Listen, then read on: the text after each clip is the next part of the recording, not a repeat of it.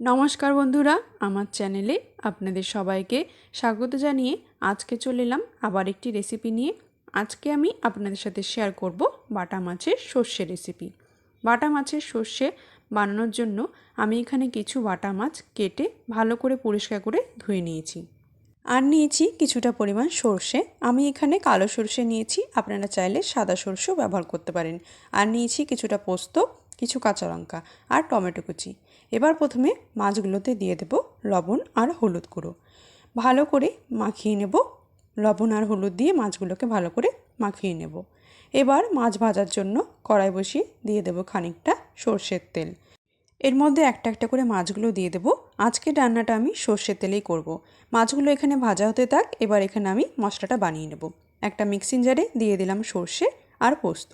সর্ষে আর পোস্তটা আগে শুকনো গুঁড়ো করে নেব। দেখুন শুকনো গুঁড়ো করে নিয়েছি। এবার এর মধ্যে দেব কাঁচা লঙ্কা আর একটুখানি জল। এবার এটা বেটে নেব। এবার এদিকে মাছগুলো আর এক পাশ উল্টে দেব। একটা একটা করে মাছগুলো উল্টে দেব। এবার মাছের এপাশটা ভাজা হতে থাক। ততক্ষণে আমি যে সর্ষে আর পোস্তটা বেটেছি সেটা ছেঁকে নেব। একটা ছাঁকনির মধ্যে সর্ষে আর পোস্তর পেস্টটা দিয়ে দেব। তারপর চামচ দিয়ে এইভাবে করে ছেঁকে নেব। এইভাবে ছেঁকে নিলে ভালো হয়, তাহলে সর্ষের খোসা অংশটা থাকে সেটা বেরিয়ে যায়। আর আমি লঙ্কাটাও সর্ষের মধ্যে দিয়ে দিয়েছি, আপনারা চাইলে লঙ্কাটা আলাদা করেও বেটে নিতে পারেন। এবার আবার মিক্সিং জারে দিয়ে দিয়েছি কিছুটা পরিমাণ বাদাম, কিছুটা কাজু আর কিশমিশ, আর দিয়ে দিলাম একটু জল। এবার এটাকেও বেটে নেব। দেখুন আমি এরকম মিহি করে বেটে নিয়েছি। এবার এদিকে আমার মাছগুলো ভাজা হয়ে গেছে। মাছগুলো আমি একটা একটা করে তুলে নেব। এবার ওই তেলেই ফোড়নে দেব একটু জিরে। জিরেটা একটু ভেজে নেব। জিরেটা ভাজা হয়ে গেছে। এবার এর মধ্যে দেব টমেটো কুচি। টমেটোটা ভেজে নেব। টমেটোটা এখনই দেব যাতে টমেটোটা ভালো করে নরম হয়ে যায়। দেখুন টমেটোটা ভাজা হয়ে গেছে। এবার এর মধ্যে দেব একটুখানি আদা আর জিরে বাটা। ভালো করে মিশিয়ে দেব। এবার আদা আর জিরে বাটাটাও একটু ভেজে নিতে হবে। দেখুন সব কিছু ভালো করে ভেজে নিয়েছি। এবার এতে যে বাদামের পেস্টটা বানিয়ে রেখেছিলাম সেই পেস্টটা দিয়ে দেব। সব কিছু ভালো করে মিশিয়ে দেব। এবার এই মশলাটাকে একটু কষিয়ে নিতে হবে। 2 থেকে 3 মিনিট ধরে মশলাটাকে কষিয়ে নিতে হবে। মশলাটা ভালো করে কষানো হয়ে গেলে মশলা থেকে তেল বেরিয়ে আসবে।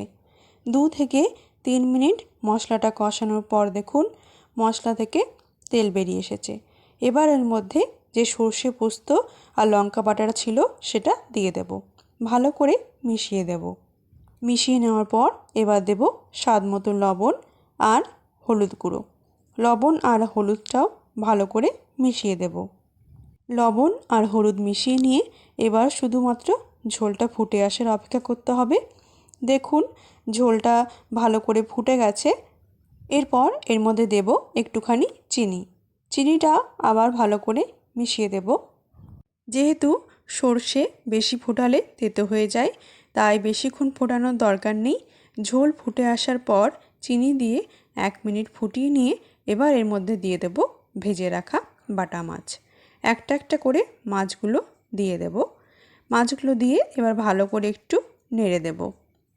এবার এটাকে আর 2 মিনিট ফুটিয়ে নিতে হবে, তাহলেই হয়ে যাবে। 2 মিনিট ফুটিয়ে নেওয়ার পর এটাকে আবার ভালো করে একটু নেড়ে দেব। এবার গ্যাসের ফ্লেম একদম লোতে রেখে দিতে হবে। এরপর দিয়ে দেব কিছুটা পরিমাণ ধনেপাতা কুচি। ধনেপাতা দেওয়ার পর দিয়ে দেব 2টো চেরা কাঁচা লঙ্কা। আপনারা যদি ঝালটা কম পছন্দ করেন তাহলে কাঁচা লঙ্কাটা স্কিপ করবেন। আমি একটু ঝাল পছন্দ করি তাই দিয়েছি। আর সবশেষে ওপর দিয়ে দেবো একটু সর্ষের তেল, তাহলেই তৈরি বাটা মাছের সর্ষে রেসিপি। এই বাটা মাছের সর্ষে রেসিপিতে সবশেষে একটু সর্ষের তেল দিলে টেস্টটা খুব ভালো হয়। আমার আজকের রেসিপিটি আপনাদের কেমন লাগলো কমেন্টে জানাবেন। ভিডিওটি লাইক করে আমার চ্যানেলটিকে সাবস্ক্রাইব করে পাশে থাকবেন।